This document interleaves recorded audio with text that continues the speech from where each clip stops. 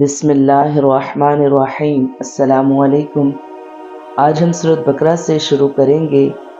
الف لام میم، الف لام میم۔ مختلف صورتوں کے شروع میں یہ حروف اسی طرح الگ الگ نازل ہوئے تھے۔ ان کو حروف مقطعات کہتے ہیں، اور صحیح بات یہ ہے کہ ان کا ٹھیک مطلب اللہ تعالیٰ کے سوا کسی کو معلوم نہیں۔ یہ اللہ تعالیٰ کی کتاب کا ایک راز ہے جس کی تحقیق میں پڑھنے کی ضرورت نہیں، اور عقیدے یا عمل کا کوئی مسئلہ ان کے سمجھنے پر موقوف نہیں۔ ذالک الکتاب لا ریب فیہ ھدی للمتقین۔ اس کتاب کے اللہ کی کتاب ہونے میں کوئی شک نہیں، پرہیزگاروں کو راہ دکھانے والی ہے۔ اس کا ایک سیدھا سادہ مطلب تو یہ ہے کہ بے شک یہ اللہ کی کتاب ہے۔ یہ ایسی کتاب ہے جو سراسر علم حقیقت پر مبنی ہے۔ اس کا مصنف وہ ہے جو تمام حقیقتوں کا علم رکھتا ہے، اس لیے فی الواقع اس میں شک کے لیے کوئی جگہ نہیں۔ یہ دوسری بات ہے کہ انسان اپنی نادانی کی بنا پر اس کے بیانات میں شک کرے۔ الذین یؤمنون بالغیب ویقیمون الصلاة ومما رزقناہم ینفقون۔ جو لوگ غیب پر ایمان لاتے ہیں اور نماز کو قائم رکھتے ہیں اور ہمارے دیے ہوئے مال میں سے خرچ کرتے ہیں۔ جو لوگ قرآن کریم کی ہدایت سے فائدہ اٹھاتے ہیں، یہاں ان کی صفات بیان فرمائی گئی ہے۔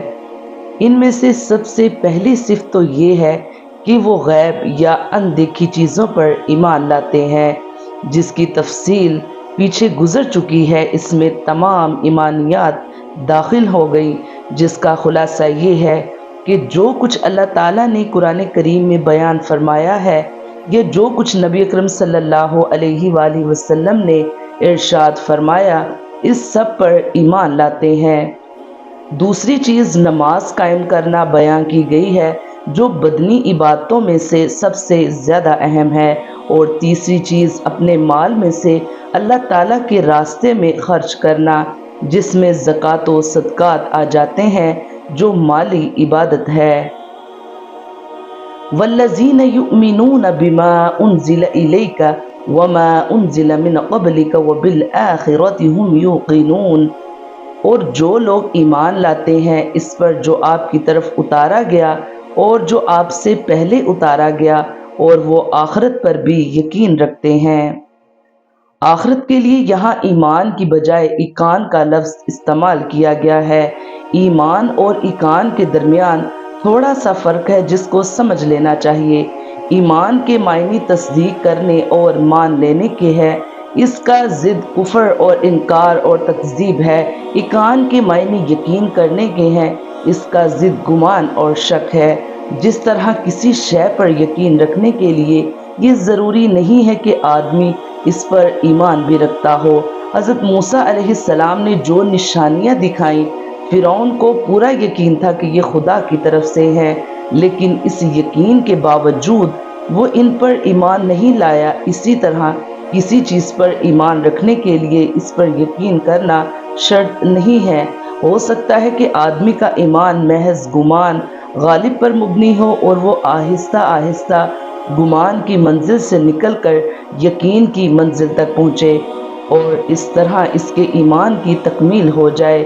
یہاں ایقان کا ذکر ایمان اور ایمان کے چند معروف عملی مظاہرے کے بعد ہوا ہے، جس سے اس بات کا اشارہ نکلتا ہے کہ جو لوگ مذکورہ اوصاف کے حامل ہیں، در حقیقت وہی لوگ ہیں جو آخرت پر یقین رکھتے ہیں۔ اولئک علی ھدی من ربہم واولئک ھم المفلحون۔ یہی لوگ اپنے رب کی طرف سے ہدایت پر ہیں، اور یہی لوگ فلاح اور نجات پانے والے ہیں۔ وہی متقی جن میں یہ اوصاف ہوں گے رب تعالیٰ کی طرف سے سیدھے راستے پر قائم رہیں گے، اور وہی مکمل کامیابی سے سرفراز ہوں گے۔ ایمان اور عمل صالح کرنے والوں کے ساتھ اللہ کا وعدہ ہے کہ وہ انہیں ہدایت دے گا اور جنت بھی۔ ان الذین کفروا سواء علیہم اانذرتہم ام لم تنذرہم لا یؤمنون۔ काफिरों को आपका डराना या ना डराना बराबर है, ये लोग ईमान न लाएंगे। यहाँ उन काफिरों का जिक्र हो रहा है जिन्होंने ये तय कर लिया था कि चाहे कितने वाज़िया और रोशन दलाइल इनके सामने आ जाएं, वो कभी नबी अकरम सल्लल्लाहु अलैहि वसल्लम की दावत पर ईमान नहीं लाएंगे। हज़रत अब्दुल्ला बिन अब्बास रज़ी अल्लाह अन्हुमा ने इस आयत की तफसीर में फरमाया कि ये वो लोग हैं जो कुफ्र पर अड़ गए हैं। तर्जुमे में कुफ्र अपना लिया है कि अल्फाज इसी मफहूम को अदा करने के लिए इस्तेमाल किए गए हैं। डराना अंजार का तर्जुमा किया गया है। कुरान करीम ने अंबिया कराम अलैहिस्सलाम की दावत को बकसरत डराने से ताबीर फरमाया है, क्योंकि अंबिया कराम अलैहिस्सलाम लोगों को कुफ्र और बदआमालियों के बुरे अंजाम से डराते हैं। लिहाजा आयत का मतलब ये हुआ कि आप चाहे इनको दावत दें या ना दें, इनके सामने दलाइल पेश करें या ना करें, क्योंकि इन्होंने ये तहैया कर रखा है कि कोई बात नहीं माननी, इसलिए वो ईमान नहीं लाएंगे। ख़तमल्लाहु अला क़ुलूबिहिम व अला समाइहिम व अला अबसारिहिम ग़िशावतुन व लहुम अज़ाबुन अज़ीम। अल्लाह ताला ने इनके दिलों पर और इनके कानों पर मुहर कर दी है और इनकी आंखों पर पर्दा है और इनके लिए बड़ा अजाब है। इस आयत में ये वाज़िया फरमाया गया है कि ज़िद और हट धर्मी बड़ी ख़तरनाक चीज़ है। अगर कोई शख्स नावाक़फ़ियत या गफलत वग़ैरह की वजह से किसी गलती का इर्तिकाब करे तो इसकी इस्लाह की उम्मीद हो सकती है, लेकिन जो शख्स गलती पर अड़ जाए और तहैया कर ले कि किसी भी हालत में बात नहीं माननी, तो इसकी ज़िद का आखिरी अंजाम ये होता है कि अल्लाह ताला की तरफ से इसके दिल पर मोहर लगा दी जाती है, जिसके बाद इससे हक को कबूल करने की सलाहियत ख़त्म हो जाती है। अल्लाह ताला इस हालत से महफूज रखे।